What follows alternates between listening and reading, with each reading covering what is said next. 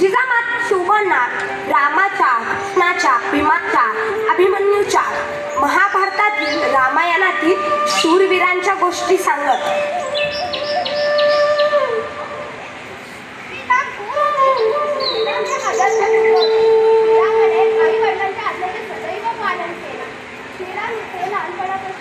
शांत स्वभावाचे सुपुरुष होते. त्यांच्या राज्यात न्याय आणि अन्याय मला मोठे होऊन श्रीरामासारखे आदर्श पुत्र बनायचे आहे. तसेच संत नामदेव, संत एकनाथ, संत ज्ञानेश्वर यांचे अभंगही म्हणून दाखवत व त्यांचा अर्थ सांगत. यामधून शोभांना धर्म अधर्म, सत्य असत्य, न्याय अन्याय यातील फरक समजू लागला. जिजाऊंनी सांगितलेल्या गोष्टी ऐकत आणि शिकत शोभा लहानाचे मोठे होत होते. गरीब मावळ्यांची मुले हेच शिवरायांचे सवंगडी होते. शोभांनी त्यांच्यासोबत विविध गमतीदार खेळ खेळत असे. शोभा मित्रांसोबत घरी गेल्यावर जेवायचे, राजहिताच्या गोष्टी मावळ्यांनाही सांगायचे.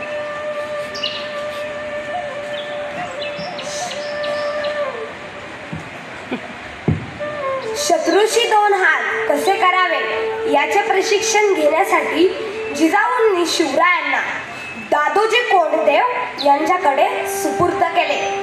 गुरु दादोजी कोंडदेव यांनी बालशोभांचे प्राथमिक शिक्षण सुरू केले. यांनी शिवरायांना भाला, खंजीर, तलवारी इत्यादी शस्त्र चालवण्यास शिकवली. युद्धापूर्वीची आवश्यक युद्धनीतीही त्यांना शिकवली. शिवरायांच्या शिक्षणाचे सर्वांगी देखरेखीचे श्रेय दादोजी कोंडदेव यांना जाते.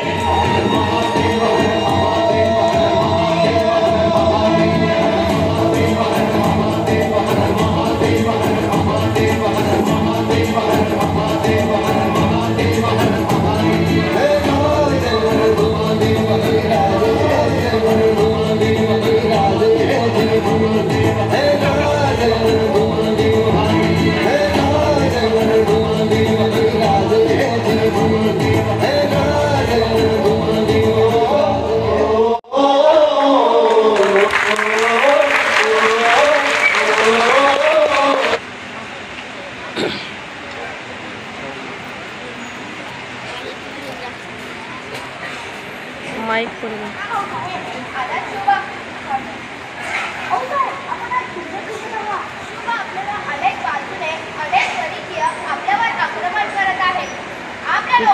आपल्या रयतेला गुलामीच्या बांधात पकडून ठेवत आहे.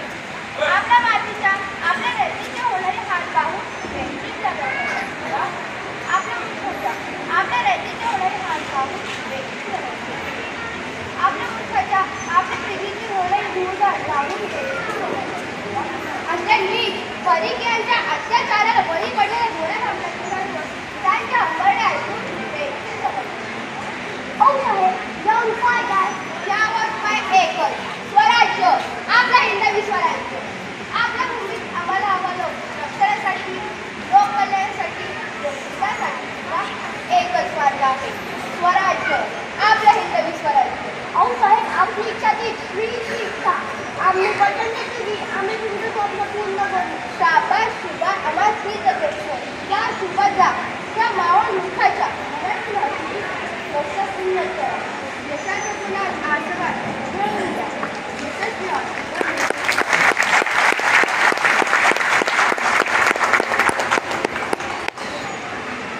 एकटे नेतृत्व कधीच साम्राज्य उभे करू शकत नाही. त्याच्यासाठी तशी कर्तबगार माणसे, निष्ठावंत मावळे घडवावे लागतात. यांनी असे सवंगड्या त्या वयापासून परखायला सुरुवात केली. तानाजी मालुसरे, बाजीप्रभू देशपांडे, सूर्याजी मालुसरे, यशाजी कंको अशा अनेक सवंगड्यासोबत स्वराज्याची शपथ घेतली. गेली 3 वर्ष आपण येथे मरत पडलो आहोत. ज्या गुलाबीने आपल्यावर कुणी प्रेम केलं नाही तरीही झाले, पण कुणी कीन करता कामा नये.